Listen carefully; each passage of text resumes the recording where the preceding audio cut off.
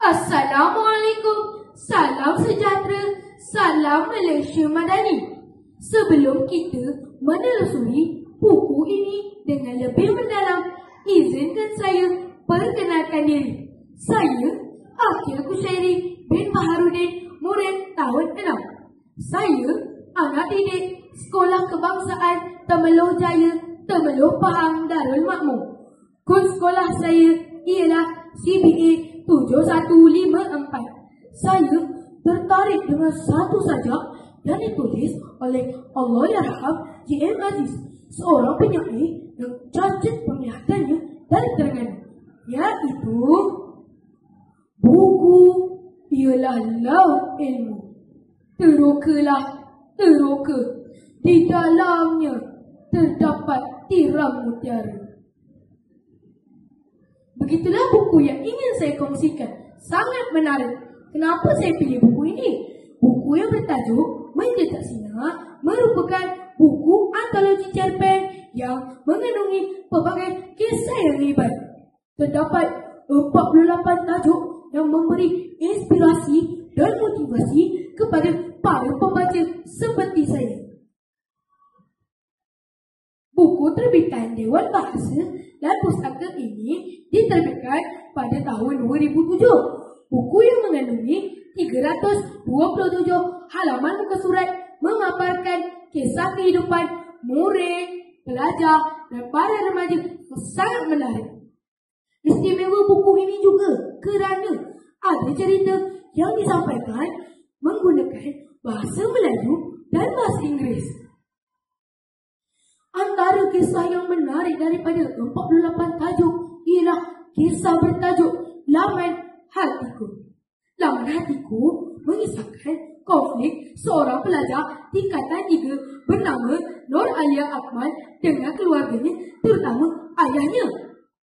Minat Alia kepada alam dan khazanah budaya Melayu telah menjerumusnya ke dalam bidang kesusastraan.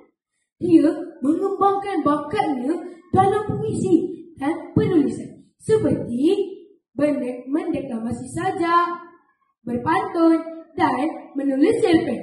Dia aktif dan sering mengikuti pertandingan yang berkaitan.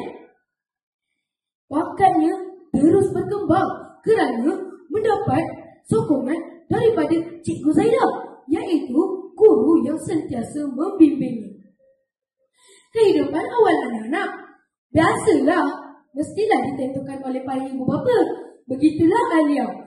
Bakatnya telah mendapat tentangan hebat daripada ayahnya yang ingin Alia belajar ke bidang sains. Sesuai dengan pendidikan keluarganya, abang Alia bakal menjadi doktor, kakaknya ahli farmasi. Malah ibu dan ayah Alia berpendidikan sains, iaitu pensyarah fizik. Bagi ayah Alia, bidang kesusastraan hanya dunia yang tidak ada faedah, kosong dan penuh angan-angan. Minat dan bakat Alia sering mendapat bantahan daripada ayahnya.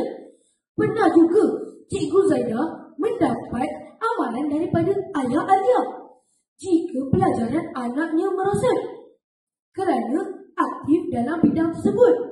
Namun Alia seorang pelajar yang kompeten dan bercita-cita tinggi. Dia tetap menjaga pelajarannya. Pada masa yang sama, dia aktif dalam bidang kesusastraan secara senyap-senyap tanpa pengetahuan ayahnya. Bakatnya terus digila. Alang-alang menyeluk pekasam biar sampai ke pekalangan. Begitulah Alia berjaya membuktikan kebakat dan pelajaran sehingga dinobatkan sebagai pelajar terbaik peringkat negeri dalam PMR. Malah menjadi pemantun terbaik peringkat negeri dan kebangsaan. Telah mengejutkan ayahnya. Hanya titisan air mata dan pelukan maaf ayahnya di hari bersejarah itu. Inilah sebahagian daripada kisah di dalam buku ini. Buku ini juga mengandungi tentang persahabatan, pergaulan antara kaum yang pernah dilalui oleh pelajar dan banyak lagi. Buku yang berbentuk motivasi boleh membimbing kita. Selain itu, gaya penulisan buku ini menggunakan bahasa yang mudah difahami walaupun bahasa Inggeris. Plot cerita yang tidak membosankan. Secara keseluruhannya, saya dapat belajar daripada buku ini ialah jika ingin berjaya atau mencapai sesuatu, pasti ada jalannya. Walaupun ada rintangan, halangan di hadapan, kita akan lalui liku-liku hidup yang tidak akan sama sejarahnya. Oleh itu, terkait ilmu dengan budaya membaca. Tiada yang sia-sia dengan membaca. Jika ingin mengembara ke seluruh dunia, mulakan dengan tabiat membaca. Sekian, terima kasih. Jumpa lagi.